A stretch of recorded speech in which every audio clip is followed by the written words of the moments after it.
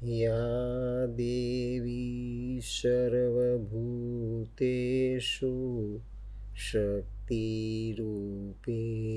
संस्थिता नमस्तस्यै नमस्तस्यै नमस्तस्यै नमो नमः। या देवी सर्वभूतेषु मातृरूपेण संस्थिता नमस्तस्यै नमस्तस्यै नमस्तस्यै नमो नमः। या देवी सर्वभूतेषु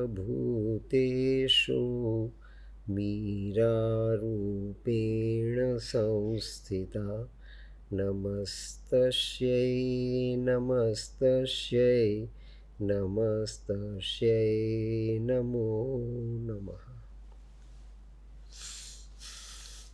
પૂજ્ય માં ભગવતી, પૂજ્ય શ્રી અરવિંદ, આપ સર્વે આદરણીય વસંતભાઈના આપ્ત વડીલજનો, સાવિત્રી મિશનના અમારા ઇંગ્લેન્ડ, અમેરિકા, કેનેડા અને અહીં સહિતના તમામ મિત્તલભાઈ અને મનીષભાઈના સૂત્રધારપણા નીચે કાર્યરત સાધક યુવાન મિત્રો, ભાઈઓ અને બહેનો, સાવિત્રીની આપણી સાધના યાત્રામાં આ 24,000 પંક્તિનો મહામંત્ર, જે આવતીકાલનો વેદ છે 7મો, એ નવા યુગના સર્જનની ઘડીને શ્રી અરવિંદે પ્રતિકાત્મક ઉષા દ્વારા પ્રગટ કરી છે. કળયુગનો અંત આવી રહ્યો છે. મેં આપને પહેલે જ દિવસે સમજાવ્યું કે હવે પ્રલય થવાનો નથી એમ પોંડિચેરીના માતાજીએ લખ્યું. અત્યાર સુધી જેટલી વાર પ્રલય થયો એ કાળ રાત્રિની ઘટના હતી, અને પ્રલય થઈ ગયા પછી પરમાત્મા પોતે પોતાના શયનમાંથી જાગ્રત થઈને સૃષ્ટિનું સર્જન કરે છે. એ પ્રતીકની વિગત અને પ્રતીકનું આધ્યાત્મિક વિવેચન આપણા વેદાંત દર્શનમાં કરવામાં આવ્યું છે, જેને શ્રી અરવિંદે સિક્રેટ ઓફ વેદમાં બહુ સુપેરે પ્રગટ કર્યું છે. એ કાળ રાત્રિ પ્રલયની સમાપ્ત થઈ જાય એ દેવ પોઢી એકાદશી છે. ભગવાન અજાગ્રત અવસ્થામાં છે. પરમ તત્વ પ્રગટ નથી થયું. પરમ તત્વનો આવિષ્કાર થયો નથી. જે છે એ બધું શૂન્યાવકાશ છે, ઘોર અંધકાર છે. અને એ ઘોર અંધકારમાંથી પરમાત્માનું સત્વ, જેને શ્રી અરવિંદે સેલ્ફ એક્ઝિસ્ટન્ટ કહ્યું છે, એના અસ્તિત્વને માટે એણે કોઈ પર આધાર રાખવાની જરૂર નથી. બધા એને આશ્રિત છે. જે દેખાય છે તે પણ એને આશ્રિત છે, જે નથી દેખાતું એ પણ એને આશ્રિત છે, જે પ્રગટ થયું છે તે પણ એને આશ્રિત છે, પ્રગટ નથી થયું તે પણ એને આશ્રિત છે. એવું એકમાત્ર તત્વ જેનું બીજું દ્વૈત છે જ નહીં, એનું બીજું કોઈ સ્વરૂપ છે જ નહીં, બીજી કોઈ રિપ્લિકા છે જ નહીં, એવું સેલ્ફ એક્ઝિસ્ટન્ટ તત્વ એ પરમ પરમેશ્વર પરમાત્મા, જે નામ આપવું હોય તે. ઓમકારની બિંદી જેવું આ તત્વ શ્રી અરવિંદે એને પ્રતિકાત્મક રીતે પહેલાં જ સર્ગની અંદર આ દર્શનમાં પ્રગટ કર્યું છે. It was the hour before the gods awake. આ કયો સમય છે? કે ભગવાનના જાગ્રત થયા પહેલાંની ઘડી છે. શ્રી અરવિંદે સમયને માટે 2 શબ્દ વાપર્યા છે. આઇન્સ્ટાઈને તો ટાઈમ જ કહ્યું, પણ શ્રી અરવિંદે 2 શબ્દ વાપર્યા છે. એક અવર અને બીજો ઘડી, મોમેન્ટ.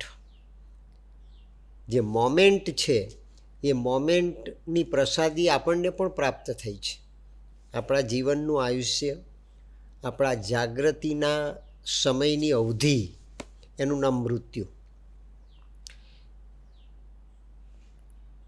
અંધકાર જન્મ પહેલાં છે અને અંધકાર જન્મ પછી છે. જન્મ પહેલાં પણ આત્મા અંધકારમાં અને જન્મ પછી પણ આત્મા અંધકારમાં. એવો જે સમયગાળો છે તે આયુષ્યનો સમય છે, જેને આપણે ટાઈમ કહીએ, અને આઇન્સ્ટાઈને પણ એને ટાઈમ કહ્યો છે. આઇન્સ્ટાઈન એક દ્રષ્ટાંત આપે છે. આ વિજ્ઞાન છે, માટે હું આપની સમક્ષ એ વાત મૂકું છું. માત્ર ભાગવતજીની કથા, ગાથા, વાર્તા એ કપોળકલ્પિત છે એમ માનીને એને આપણે ડિસ્કાર્ડ ન કરી શકીએ. આવતીકાલનું વિજ્ઞાન આ બધા પ્રતીકોને સુપેરે પ્રગટ કરી દેશે, અને પ્રતીકનો અર્થ જ છે ફોર્મ્યુલા. જે ફોર્મ્યુલા માસને નથી સમજાતી એ ફોર્મ્યુલા ક્લાસને માટે સ્પાર્ક ઓફ નોલેજ છે. સામાન્ય આમ જનતા ન સમજી શકે, પણ જેણે કોન્સન્ટ્રેટ કર્યું છે, જેણે એના પર ફોકસ કર્યું છે, જેણે એનું એક્સપ્લોરેશન કર્યું છે, એમાં ઊંડા ઉતરવાનો પ્રયાસ કર્યો છે. દરિયા કિનારે માછીમાર, ખલાસી એ દરિયાના ઊંડાણમાં ડૂબકી મારે તો ક્યાંક એનું સદભાગ્ય હોય તો એને મોતીની પ્રાપ્તિ થઈ જાય.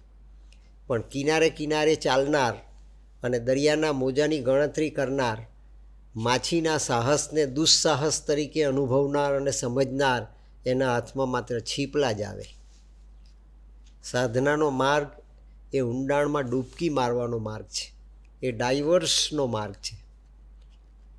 એ એવી યાત્રા છે કે જે યાત્રાને શ્રી અરવિંદે એડવેન્ચર ઓફ કોન્શિયસનેસ કહ્યું છે.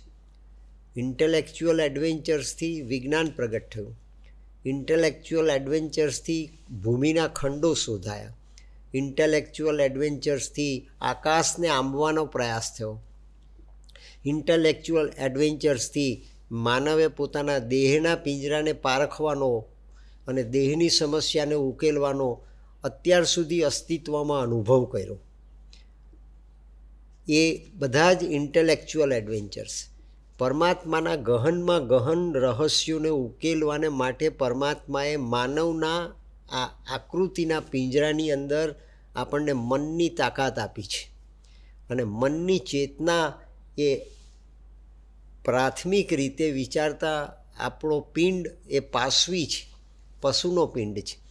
આપણે આહાર, નિંદ્રા, ભય અને મૈથુનથી જ પ્રભાવિત થઈએ છીએ.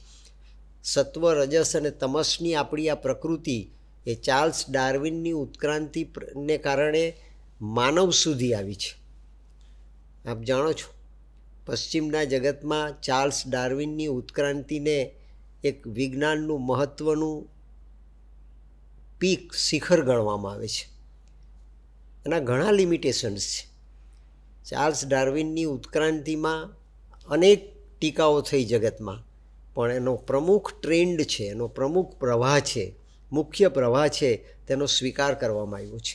શ્રી અરવિંદે પણ એનો સ્વીકાર કર્યો છે, ઇવોલ્યુશનનો સ્વીકાર કર્યો છે. પણ શ્રી અરવિંદે ઇવોલ્યુશનની પૃથ્વીની માટી પ્રગટ થઈ, ટનબંધી માટી જ્યાં કંઈ નહોતું ત્યાં બ્રહ્માંડો પ્રગટ થયા, એનો એ રહસ્યનો કોઈ ઉકેલ આજ દિન સુધી જગતનો કોઈ વૈજ્ઞાનિક 100% ખાતરી સાથે આપી શક્યો નથી. આપી શકે એવી કોઈ પરિસ્થિતિ જ નથી, કારણ કે વૈજ્ઞાનિક પેદા થયો તે પણ માનવીય કક્ષાએ આવેલી ઉત્ક્રાંતિના સમાજમાંથી પેદા થયો છે. એ કોઈ દેવદૂત નથી કે ઉપરથી આવ્યો છે. સર્જનનું રહસ્ય જો કોઈ પણ ઉકેલી શકે એમ હોય તો તે માત્ર પરમાત્મા જ ઉકેલી શકે એમ છે. પશ્ચિમની અંદર ગ્રીક દર્શનમાં એને માટે એટલાસનું પ્રતીક બતાવવામાં આવ્યું. આખા પૃથ્વીના ગોળાને એટલાસે પોતાના ખભા પર ઉંચક્યો છે. આપણે ત્યાં વરાહ ભગવાનના અવતારની વાત કરવામાં આવી.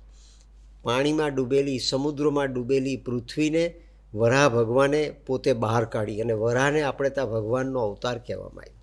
મેં આપને સમજાવ્યું છે અગાઉ કે આપણે ત્યાં અવતારોની જે ગાથા છે, શ્રીમદ ભાગવતનું દશાવતારનું દર્શન, 9 અવતાર થયા. ભગવાન બુદ્ધ પછીનો હવે 10મો અવતાર કલ્કી અવતાર થશે. બુદ્ધ અને કૃષ્ણ કોન્શિયસનેસ એ બંને વચ્ચે ખૂબ સામ્ય છે, માટે આપણે એમને 9નો પૂર્ણાંક કહ્યો છે. એ તમામ અવતાર, દશાવતારની આ થિયરી, એ દશાવતારની થિયરીમાં અને ન્યુમરોલોજીમાં 9ના આંકને પૂર્ણ ગણવામાં આવ્યો સ્ટેટિસ્ટિક્સમાં અને ન્યુમરોલોજીમાં, અંકશાસ્ત્રમાં અને મેથેમેટિક્સમાં. એક એ બિગિનિંગ છે, એકનો આંક એ પ્રારંભ છે, સવા એ શુભનો આંક છે. એકનું મલ્ટિપ્લિકેશન થવાની શરૂઆત થાય, પરમાત્માએ આપેલી બક્ષિસમાં વધારો થાય, પરમાત્માએ આપેલી કૃપાની અવસ્થામાં દિન પ્રતિદિન એક્સપાન્શન, એન્હાન્સમેન્ટ અને એલિવેશન થાય. વિસ્તાર વધે, વ્યાપ વધે, શક્તિ વધે અને ઊંચાઈ વધે. એ લાભ એને સવાના આંખથી બતાવવામાં આવે છે. મેં આપને સવારે મેથેમેટિક્સ અને ફિલોસોફીની વચ્ચેનો નાતો સમજાવ્યો. એ નાતા પ્રમાણે વિચારીએ તો 9નો આંક જે પરિપૂર્ણ છે એ અદૃશ્ય છે. આપણને એક દેખાય છે, 9 નથી દેખાતો. એ એક જ દેખાય છે, 9નું ન દેખાવું એ અંધકાર છે. આંખ મીચો ત્યારે આખું જગત અદૃશ્ય થઈ જાય, અને આંખ ખોલો ત્યારે ટાંકણીના માથા જેવી આંખની કીકી, એમાં આખું જગત સમાઈ જાય. આખા જગતને આપણે જોઈ શકીએ. આંખ બંધ કરો તો જગત બંધ થઈ જાય, એવી જ્યોમેટ્રી પરમાત્માએ આ માટીના પિંજરામાં પ્રગટ કરી છે. એ ઇવોલ્યુશનથી આપણને પ્રાપ્ત થયેલું સવાના આંકનું મૂલ્યાંકન છે. પરમાત્માએ આપણી પાત્રતા કરતાં આપણને વધારે આપ્યું છે, પરમાત્માએ આપણી લાયકાત કરતાં આપણને વધારે આપ્યું છે, અને એનો ઉપયોગ કરીને આપણે હજુ પણ વધારે પ્રાપ્ત કરી શકીએ એમ છીએ. અને એ પ્રાપ્ત કરવાને માટેનો માર્ગ જેને વૈજ્ઞાનિક રીતે પ્રસ્તુત કરવામાં આવ્યો, એ માર્ગ તે ચાર્લ્સ ડાર્વિનની ઉત્ક્રાંતિનો વાદ છે. એ ઉત્ક્રાંતિની વિચારધારા છે. ઉત્ક્રાંતિમાં ચાર્લ્સ ડાર્વિને સ્ટેજીસ બતાવ્યા છે. પહેલું સ્ટેજ છે મટીરિયલ ઇવોલ્યુશન. કાચી માટીમાંથી કંઈક સળવળાટ થયો અને એક કોષી જીવ એવો અમીબા પેદા થયો. એ મટીરિયલ ઇવોલ્યુશન. ત્યાર પછી બીજું ઇવોલ્યુશનનું સ્ટેજ આવ્યું લાખો વર્ષ પછી, કરોડો વર્ષ પછી. અમીબામાંથી નાના મોટા મહાકાય જીવો પેદા થયા. એ અવસ્થાને ચાર્લ્સ ડાર્વિને બાયોલોજિકલ ઇવોલ્યુશન કહ્યું છે. પશુ, પક્ષી, પ્રાણી, સાપ, જીવ, જંતુ બધામાં જ ચૈતન્ય છે. માટીને ચેતનવંતી બનાવી આ અનેક સ્વરૂપો દ્વારા એ બાયોલોજિકલ ઇવોલ્યુશન છે. ડિનોસોર્સિસ સુધી આ ઘટના બની. મહાકાય પ્રાણીઓ પેદા થયા, હાથી પેદા થયા, અજગર પેદા થયા. આજે તમને ડિનોસોર્સિસ દેખાતા નથી. એના અવશેષો આપણને પંચમહાલ જિલ્લાના આદિવાસી વિસ્તારના ગામોમાંથી, આફ્રિકામાંથી, ચીનમાંથી મળે છે. વૈજ્ઞાનિકોએ તે શોધ્યા છે. એવા મહાકાય પ્રાણીઓના હાડપિંજર મળે છે. એવા પ્રાણી આજે પૃથ્વીને પાટલે ક્યાંય પણ દેખાતા નથી. ઉત્તર ધ્રુવથી દક્ષિણ ધ્રુવ અને વિષુવવૃત્તના એક છેડેથી બીજા છેડા સુધીમાં. એ ઇવોલ્યુશનને ચાર્લ્સ ડાર્વિને નામ આપ્યું છે બાયોલોજિકલ ઇવોલ્યુશન. ત્યાર પછી ત્રીજો તબક્કો ઇવોલ્યુશનનો શરૂ થયો લાખો ને કરોડો વર્ષ પછી.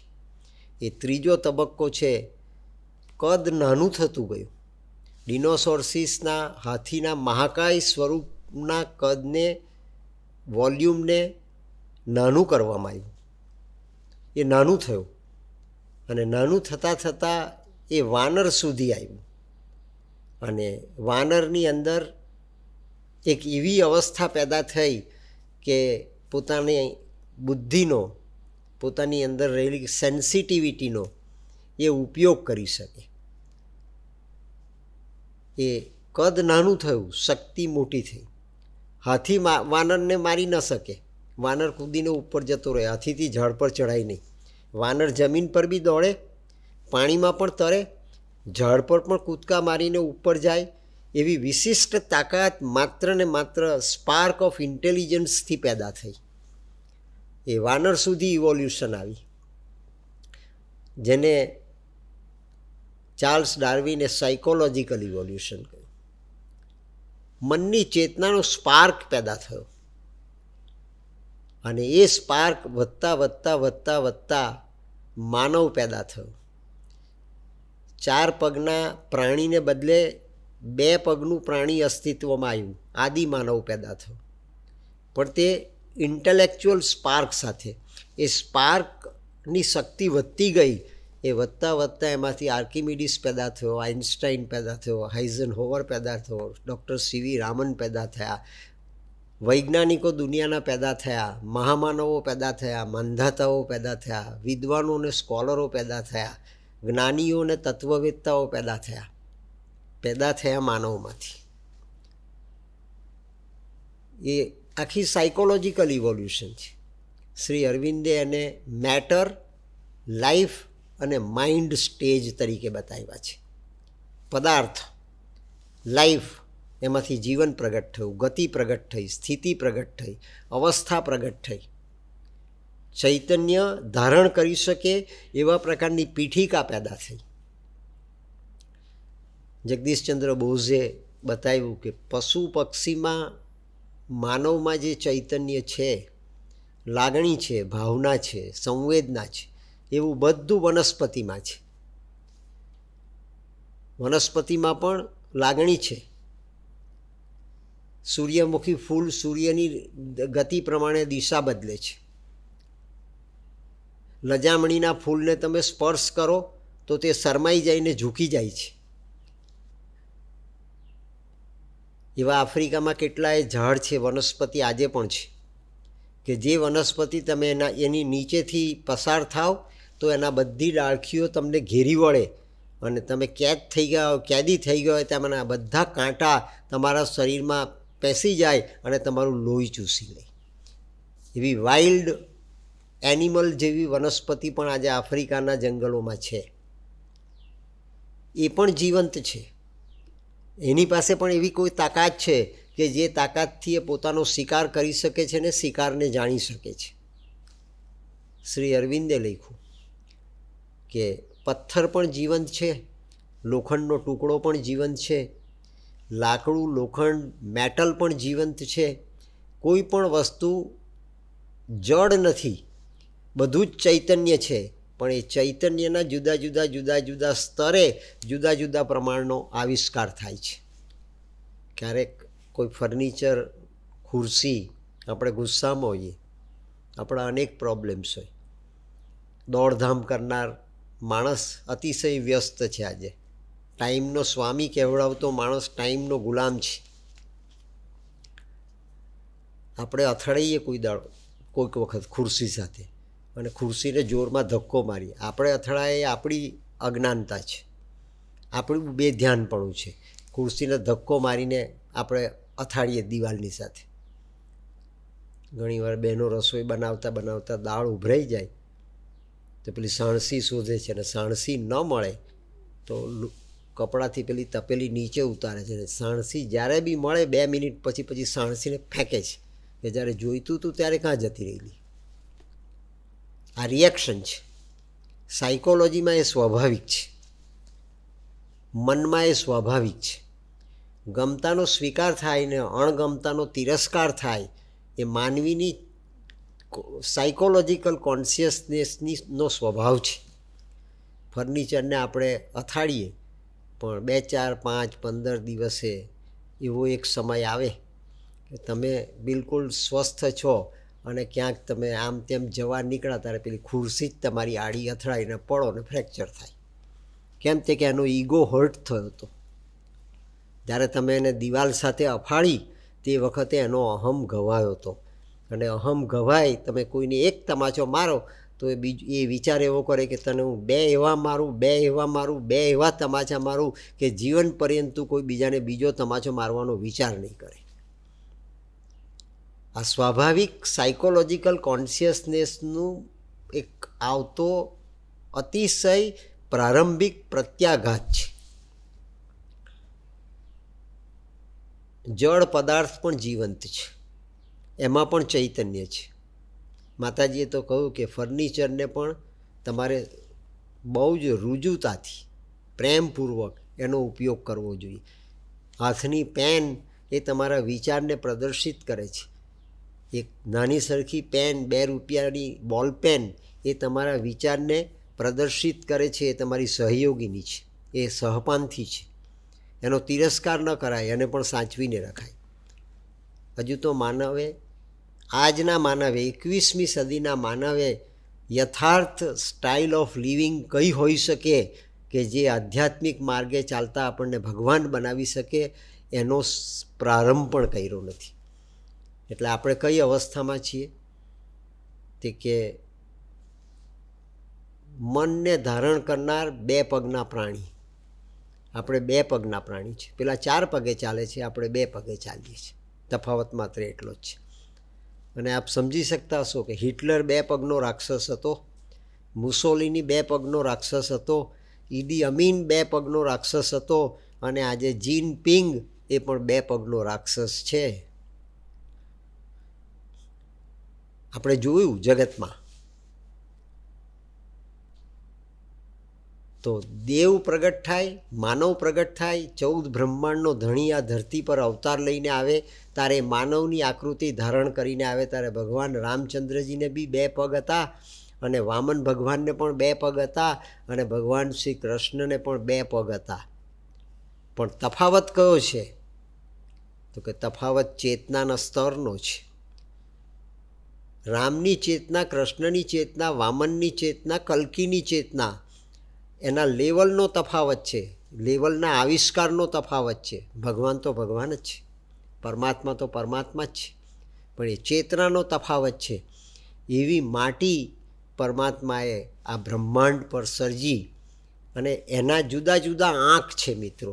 એમાં 9નો આંખ એ પરિપૂર્ણતાનો આંખ છે. અને પરિપૂર્ણતાના આંખને આપણે સવારે જોયું તેમ એ પરિપૂર્ણતાનો આંખ આપણને સમજાવે છે કે અદૃશ્ય છે. આપણે ધારીએ તો મનના સ્વભાવથી, મનની ગતિથી, મનની શક્તિથી એને પામી શકીએ એમ છે.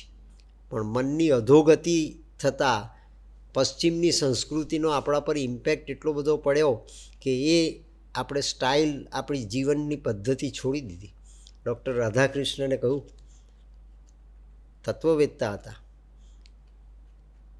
પ્રગલ્ભ વિદ્વાન હતા, ભારતના રાષ્ટ્રપતિ હતા. રાષ્ટ્રપતિનું પદ જેના થકી ગૌરવ બનતું બન્યું. રાધાકૃષ્ણન રાષ્ટ્રપતિ બન્યા એ રાધાકૃષ્ણનનું ગૌરવ નથી, પણ રાધાકૃષ્ણન રાષ્ટ્રપતિ બન્યા એ રાષ્ટ્રપતિ પદનું ગૌરવ છે.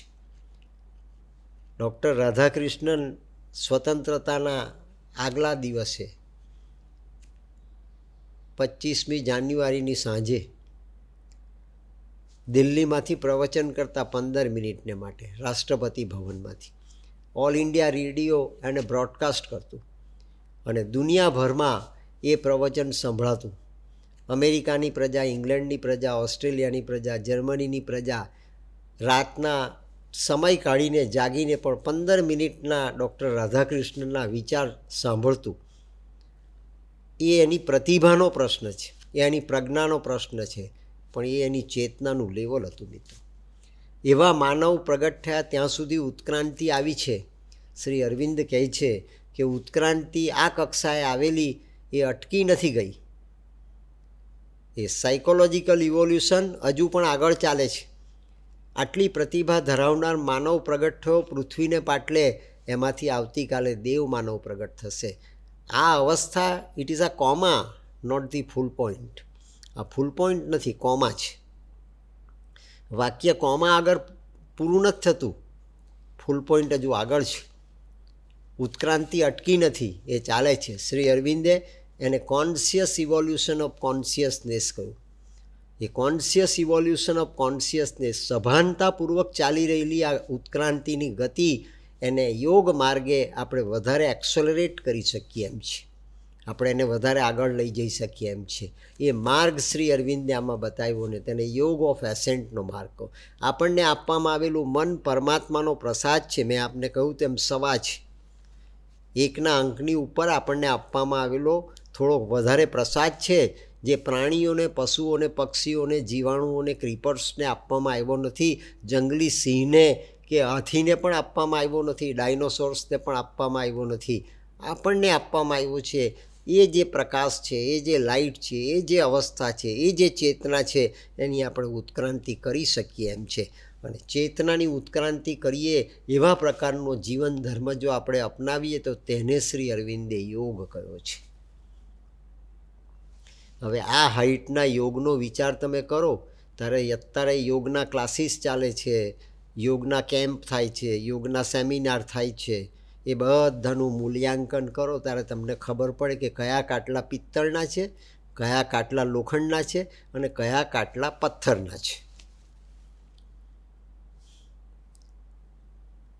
નિરીક્ષણ કરતા આવડવું જોઈએ આપણને. આપણે નિરીક્ષણ કરીએ ત્યારે ખબર પડે કે સાચો યોગ કયો. તો શ્રી અરવિંદ ટૂંકમાં સમજાવે છે કે ઉત્ક્રાંતિ, કોન્શિયસનેસ, ચેતનાની ઉત્ક્રાંતિ આપણે પામી શકીએ એવી પ્રક્રિયા, એનું નામ યોગ.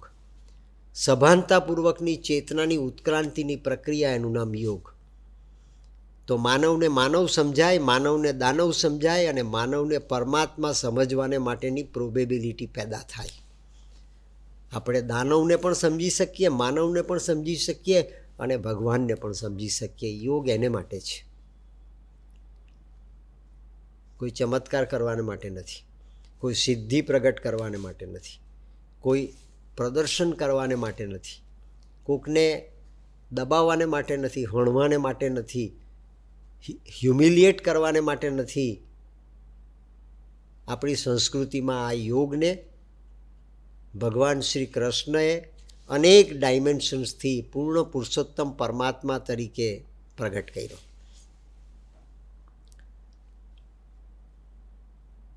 હવેનો આ અવતાર કલ્કી અવતાર, એ કલ્કી અવતાર શ્રી કૃષ્ણની ચેતનાના આવિષ્કારની ઉપરનો આવિષ્કાર છે. રાધા અને કૃષ્ણના સમન્વયથી પ્રગટ થતી પૂર્ણતાનો આવિષ્કાર છે. શિવ અને શક્તિના પ્રાગટ્યથી, શિવ અને શક્તિના સાયુજ્યથી બ્રહ્માંડ પ્રગટ થયું. કારતક સુદ 11 એ તુલસી વિવાહની 11 છે. ભગવાન શ્રી કૃષ્ણનો તુલસી સાથે વિવાહ થાય છે.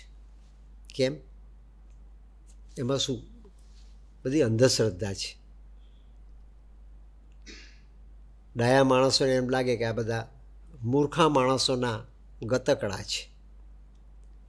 બધા સિમ્બોલ્સ છે, પ્રતિકાત્મક ફોર્મ્યુલાસ છે, કપોળકલ્પિત ગપ્પા નથી. એનું વિજ્ઞાન આપણને સમજાવવું જોઈએ. શિવ અને શક્તિના સાયુજ્યમાંથી આ બ્રહ્માંડ પ્રગટ થયું.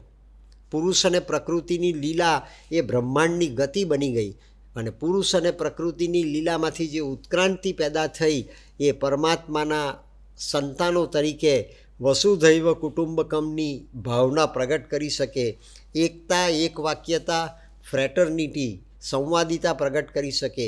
એ આત્મીયતાનો સ્વભાવ મનના માધ્યમ દ્વારા જનરેટ કરીને જીવન જીવી શકે એવા પ્રકારનો પ્રેમ એ દુનિયાને આપી શકે એવી પરમાત્માની આ લીલા છે. મેં આપને કહ્યું, એપિક્યુરિયસના દર્શનને શ્રી અરવિંદ સ્વીકારતા નથી.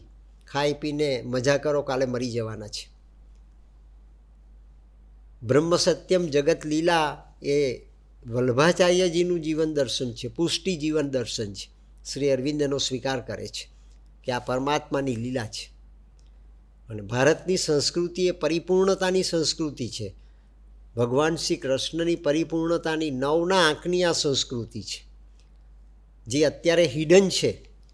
પણ આપણી સંસ્કૃતિની આ પરિપૂર્ણતા એ આપણા જીવન વ્યવહારમાં, આપણા અધ્યાત્મમાં, આપણા સંસારમાં, આપણા ધર્મોમાં, આપણા સંપ્રદાયોમાં સુપેરે પ્રગટ થાય છે. મિત્રો, શ્રી અરવિંદે નાના મોટા 300 ગ્રંથ લખ્યા.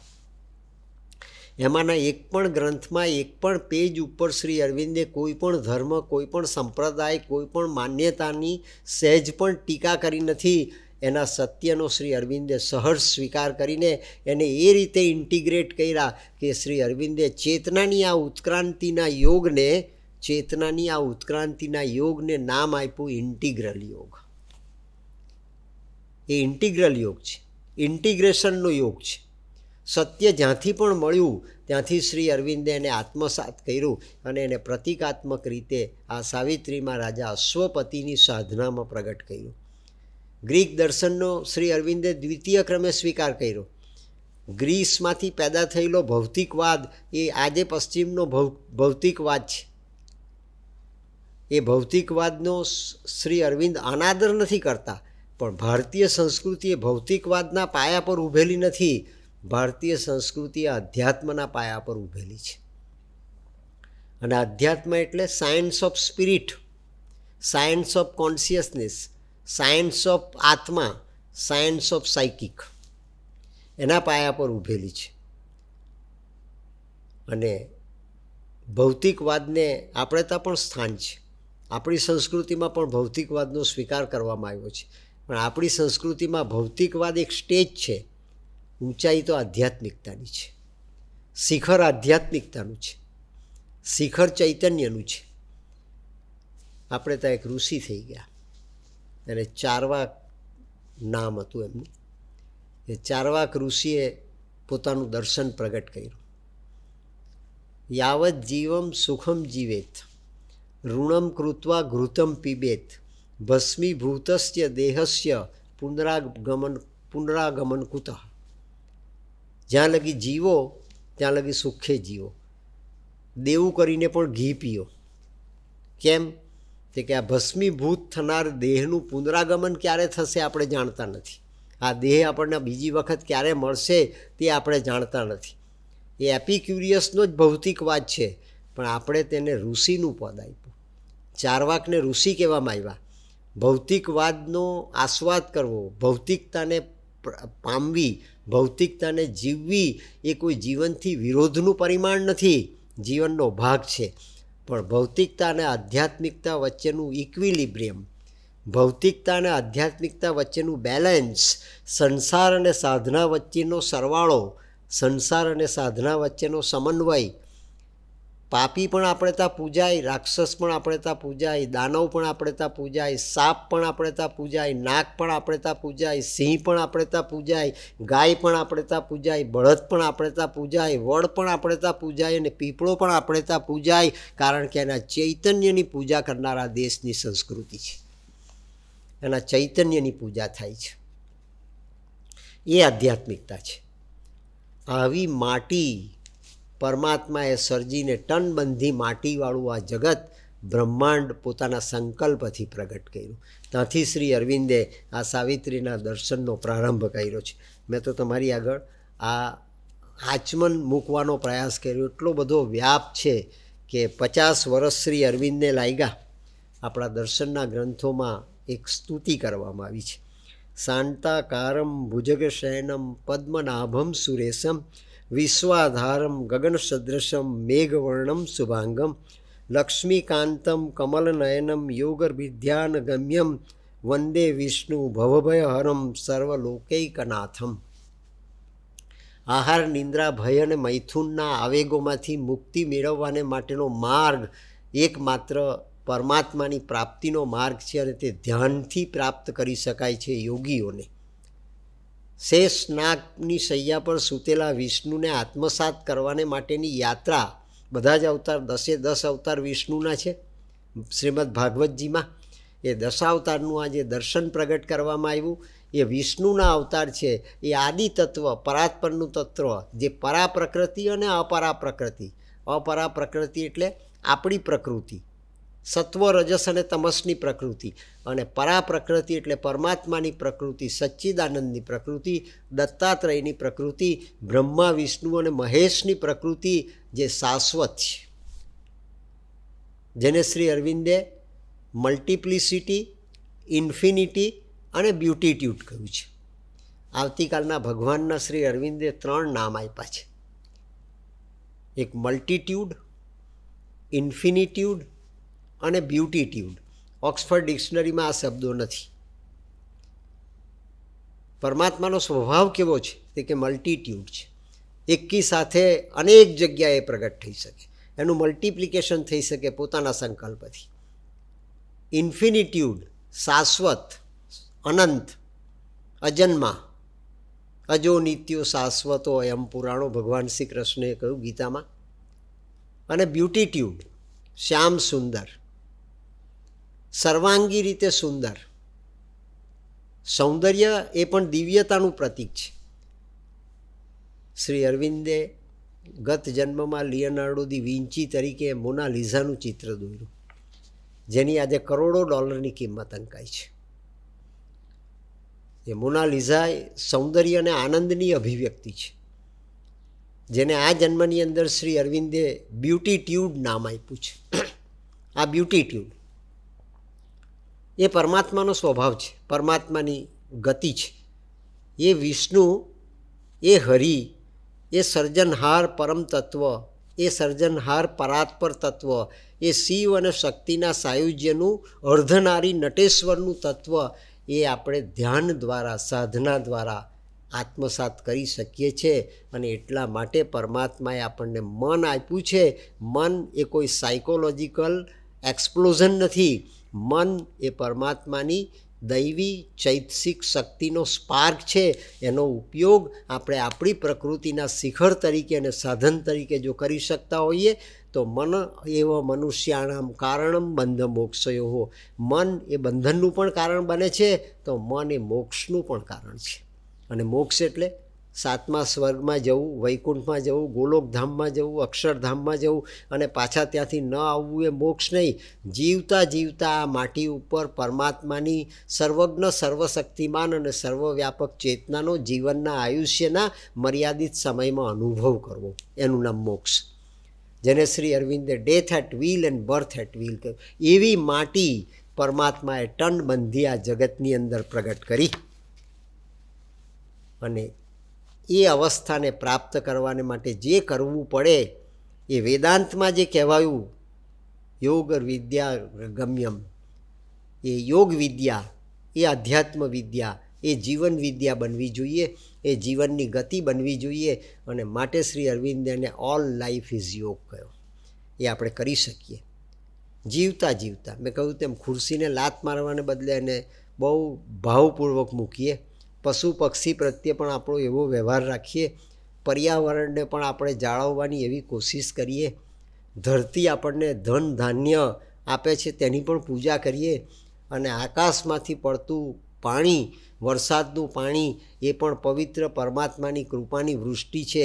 એ રીતે આપણો અહેસાસ અને આપણું ગ્રેટિટ્યૂડ વ્યક્ત કરીએ.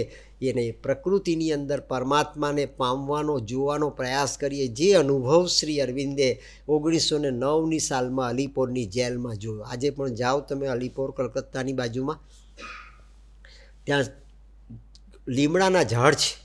એ લીમડાના ઝાડના થડમાં શ્રી અરવિંદે વાસુદેવનો સર્વવ્યાપક સાક્ષાત્કાર થયો છે 1909ની સાલમાં, 20મી સદીના પહેલા દશકામાં. આપણી 21મી સદીના આ 2 દશકા પૂરા કર્યા.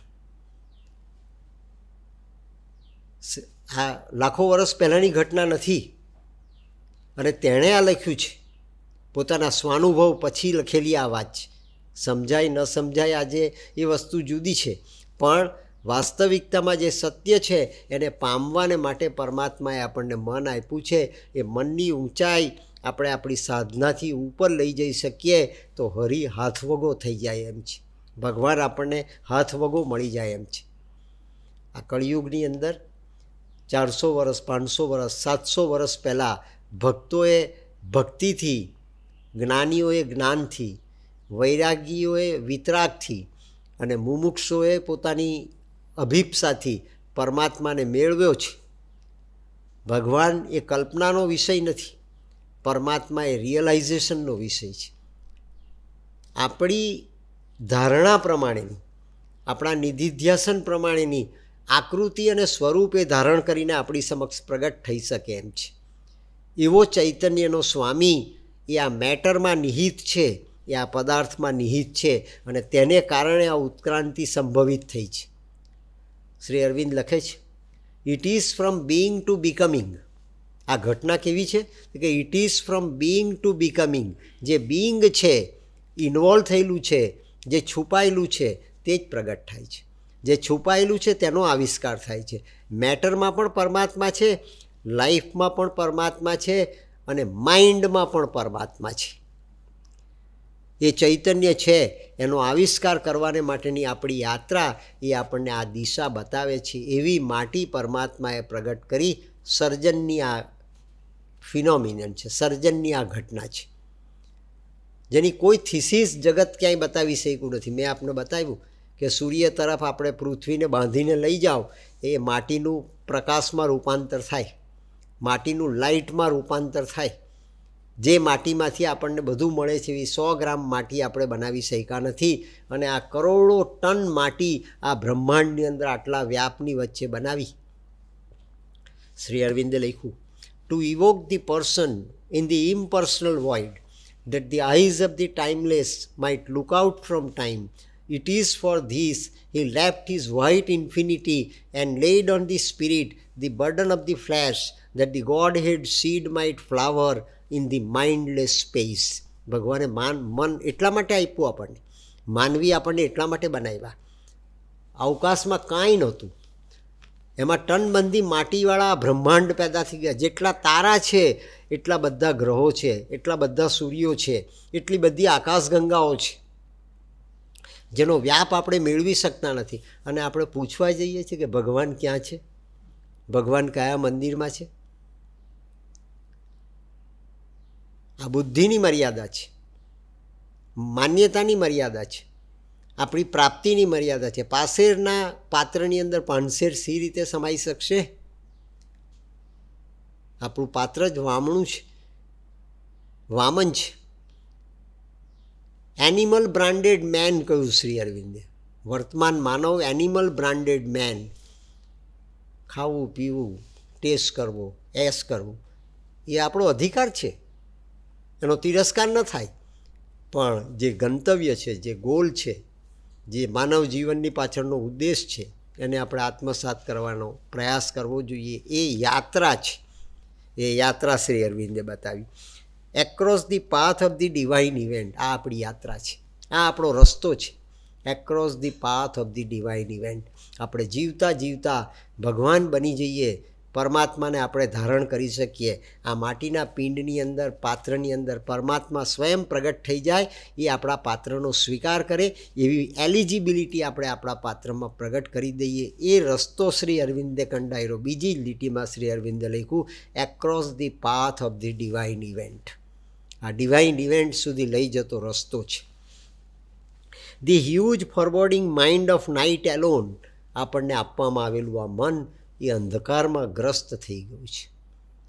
આપણા મનને અંધારું અનુભવાય છે. 2 મિનિટ આંખ મીચીને બેસો તમે તો તમને અંદર બી અંધારું અને બહાર બી અંધારું દેખાય.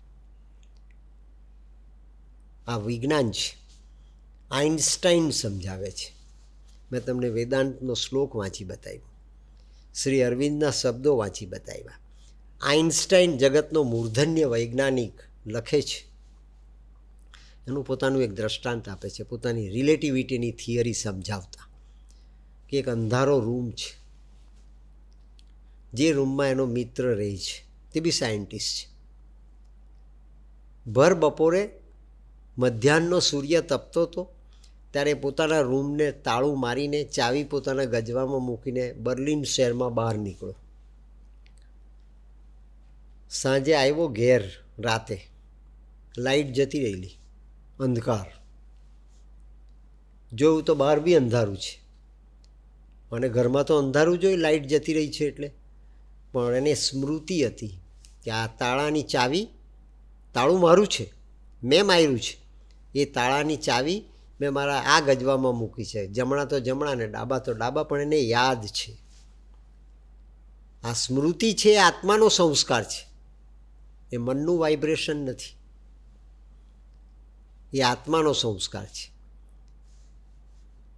એ આઇન્સ્ટાઈન પોતાના શિષ્યની આ ઘટનાનું વર્ણન કરતા લખે છે કે ગજવામાંથી ચાવી કાઢી, ચાવી અને તાળાનો સહયોગ કરીને તાળું ખોલ્યું. તાળું ખોલીને રૂમમાં અંદર ગયો તો અંધારું ઘોર. અંદર બી અંધારું ને બહાર બી અંધારું. આપણે એવું જ છે, અંદર જુઓ તો બી અંધારું ને બહાર બી અંધારું. ભર બપોરે આપણને અંધારું લાગે છે, કાંઈ સમજાતું નથી.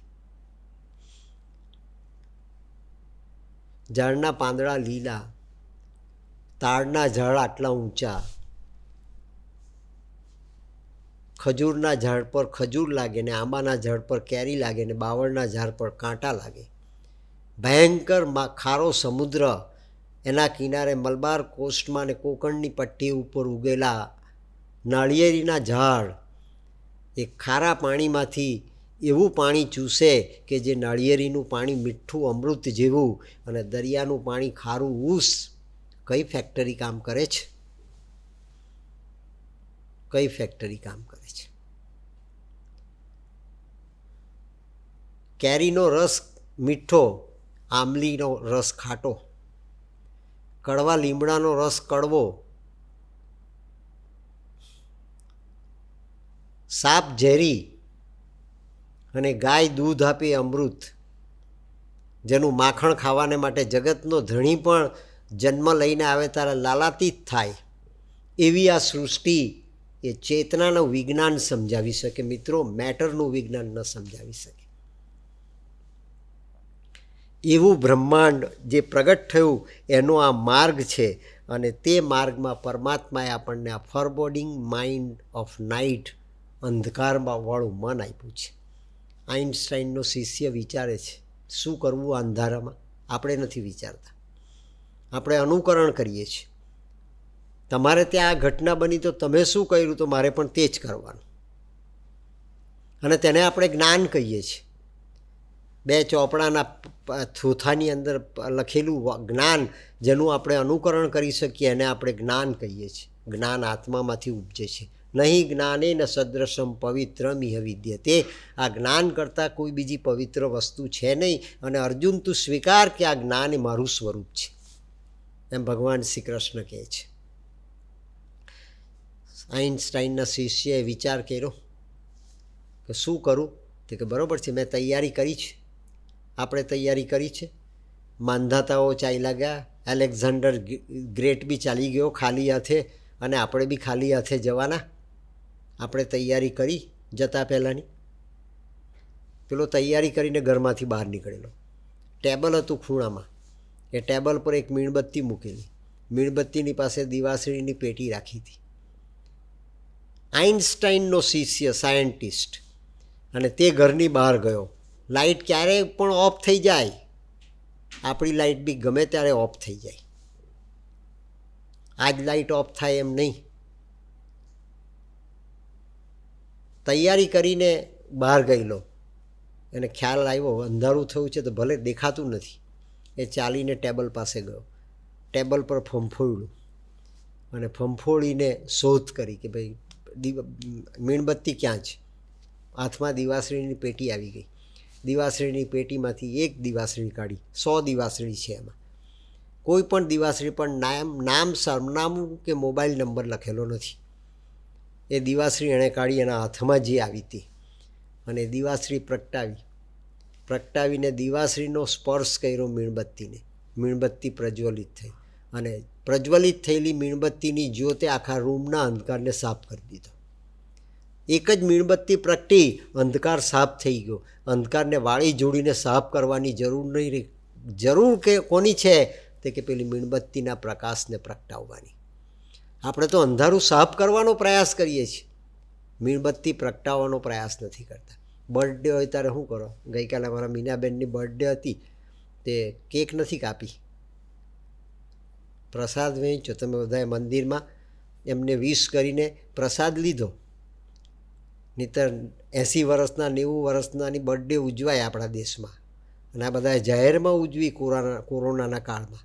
બધા નેતાઓએ જેમ જાહેરમાં, પેલો ચીફ મિનિસ્ટર કે પ્રાઇમ મિનિસ્ટર બચારા ભરાડા પાડીને કે એસઓપીનું પાલન કરો, એસઓપીનું પાલન કરો. બર્થડે ઉજવવાની છે ને પછી બીજી આવે ન આવે શું કહેવાય? 5 વર્ષની બર્થડે ઉજવીએ તો 100% સાચી વાત છે, પણ 95 વર્ષની પણ બર્થડે ઉજવી દાદાથી ચલાય નહીં, ઊભા નહીં થવાય, માંડ તેનાથી તેને ઊંચકીને બેહાડવા પડે ખુરશી પર, તે છતાં સોફા પર માંડ બરાબર બેહાડે, આમ તકીઓ મૂકે, આમ તકીઓ મૂકે, આમ તકીઓ મૂકે, દાદા હવે આ મીણબત્તી ચેતાવો. એટલે દાદા મીણબત્તી માંડ ચેતાવે અને પછી કહે કે દાદા ફૂંક મારો. એનાથી ફૂંક બી નહીં મરાય 95 વર્ષે કે મીણબત્તી ઓલવાય, પણ ફૂંક મારો, નહીં તો પેલા બીજા બાજુવાળા ફૂંક મારવા તૈયાર જ છે, પણ ફૂંક મારીને પેલી મીણબત્તી ઓલવે. તો ચેતાવી શું કરવા? જો ઓલવવાની જ હતી તો ચેતાવી શું કરવા? આ દેશની સંસ્કૃતિ મીણબત્તી ઓલવવાની સંસ્કૃતિ નથી, આ દેશની સંસ્કૃતિ મીણબત્તીને પ્રગટ કરવાની સંસ્કૃતિ છે મિત્રો. દીપક ચેતાવવાની, દીપક પ્રગટ કરવાની આ સંસ્કૃતિ છે. પેલા એ મીણબત્તી પ્રગટાવી, અંધકાર દૂર થઈ ગયો. તમારા મનના પ્રદેશની અંદર આત્માની મીણબત્તી, મનના પ્રદેશની અંદર આત્માની જ્યોત તું 1 સેકન્ડને માટે તો પ્રદીપ્ત કરી જો, તને તારા જીવનનું અંધારું સમાપ્ત થઈ ગયેલું અનુભવાશે. આ યોગ, અંધારું સમાપ્ત થઈ ગયું. આઇન્સ્ટાઈન પ્રશ્ન પૂછે છે પોતાની જાતને અને પોતાના શિષ્યને કે મીણબત્તીની અંદર પ્રકાશ આવ્યો ક્યાંથી? દિવાસળીનો પ્રકાશ મીણબત્તીમાં ટ્રાન્સફર થયો? દિવાસળી પહેલી પ્રગટી અને પછી મીણબત્તી પ્રગટી, તો દિવાસળીનો પ્રકાશ મીણબત્તીમાં ટ્રાન્સફર થયો? આપણે હવે તો આ કહીએ કે આ બરાબર છે ને, દિવાસળી પ્રગટ થઈને તેમાંથી મીણબત્તીમાં પ્રકાશ ટ્રાન્સફર થયો તો મીણબત્તી પ્રગટી, તો મીણબત્તી તો અંધારામાં જ હતી. આ બુદ્ધિ, આ લોજિક, આ હ્યુમન ઇન્ટેલેક્ટ. આઇન્સ્ટાઈન કહે છે જગતનો મૂર્ધન્ય વૈજ્ઞાનિક કે ના, દિવાસળીનો પ્રકાશ મીણબત્તીમાં નથી આવ્યો, મીણબત્તીમાં પ્રકાશ હતો છૂપો, એ દિવાસળીના સ્પર્શથી એ પ્રકાશ પ્રગટ થઈ ગયો. All can be done, Shri અરવિંદે લખ્યું, all can be done if the God touch is there. Ramakrishna પરમહંસે સ્વામી વિવેકાનંદ નરેન્દ્ર દત્તના માથા પર હાથ મૂક્યો. 19મી સદીનું આ સત્ય.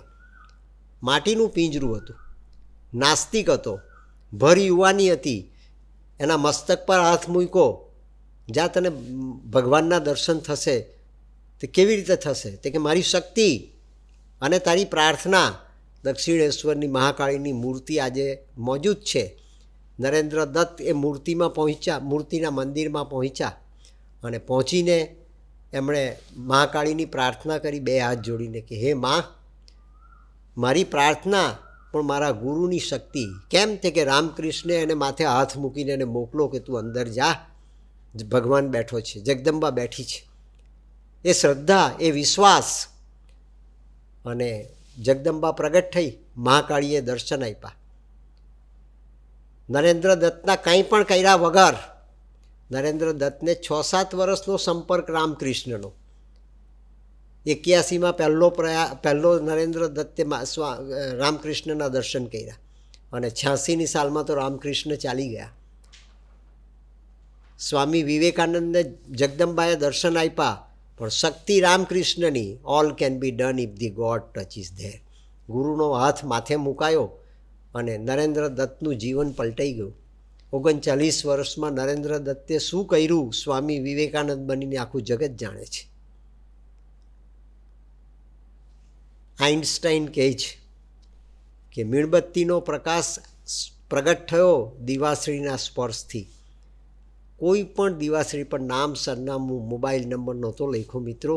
કોઈના હાથની અંદર આઇન્સ્ટાઈનની દિવાસળી આવી જાય, કોકના હાથમાં મહાલક્ષ્મી માતાની દિવાસળી આવી જાય, કોકના હાથમાં સાંઈ બાબાની દિવાસળી આવી જાય, કોઈના હાથમાં રંગ અવધૂત બાપજીની દિવાસળી આવી જાય, કોકના હાથની અંદર કોઈ એક બાપુની દિવાસળી આવી જાય, કોકના હાથમાં બીજા બાપુની દિવાસળી આવી જાય. પણ તેનામાં જો ગુરુતા હોય તો એ દિવાસળીનો પ્રકાશ આપણા જીવનને પ્રકાશિત કરી શકે છે.